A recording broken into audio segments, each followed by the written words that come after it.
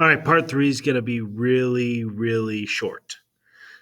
I tried to fit it all into the last one, it just didn't happen. So, what I closed with saying in the last video is that in order for your case to be heard by the Supreme Court, 4 out of the 9 judges have to agree that the case needs to be heard. So, that's called the rule of 4. You're going to want to have that somewhere in this box. This is just a little step to how you can get to the Supreme Court.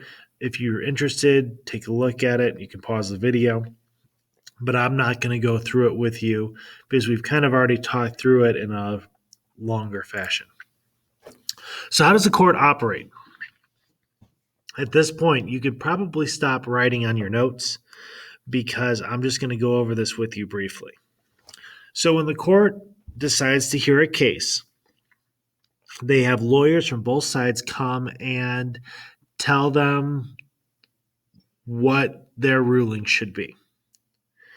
And then they ask for briefs to be filed. The briefs can be filed by anyone in the United States. Generally, you want it to be a lawyer, but anyone could write a letter to the Supreme Court to offer them perspective on a specific case. Generally, they don't accept all of those without them being invited, but just know that the Supreme Court opens up the floor to anyone who wants to write a legal opinion to try to influence the Supreme Court justices.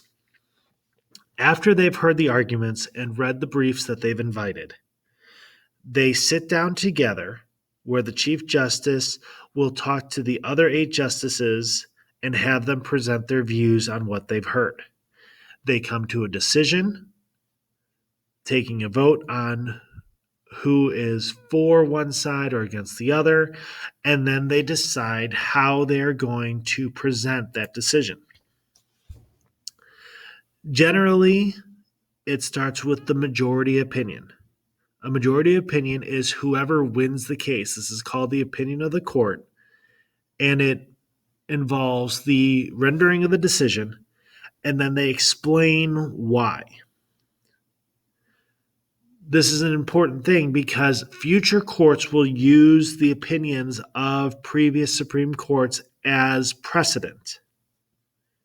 So future courts can look back at these decisions and say, okay, the Supreme Court in 2017 said this, so we're going to base our ruling off of what they believe. So anyone who's serving in the Supreme Court is looking back at 250 years of legal writing to influence their perspective.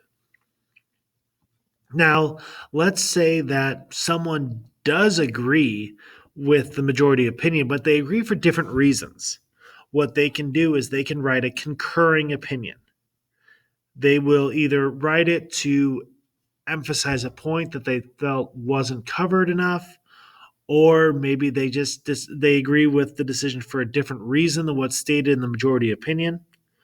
You can also see this on the dissenting side. If there's someone who strongly disagrees with the majority opinion or wants to, write their own decision, even though it won't become law, concurring and dissenting opinions are also precedents that can be set. So other courts can look at these and use them to help them make their decisions. So that's why people will take the time, if they feel particularly strongly about something, to write a concurring or dissenting opinion. The special courts generally handle what their names say that they handle. When we're talking about the U.S. Claims Court, these are acts again of the United States that people are fighting against. Territorial courts, guess what? Deal with territories.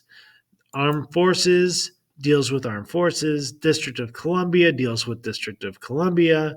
Tax court handles taxes, not rocket science. So that's it. That's the court system in a nutshell. Make sure you've got your sheet filled out. You can you need to watch the amendment video as well. I'm going to do that next. And then after the amendment video, you'll have some choices.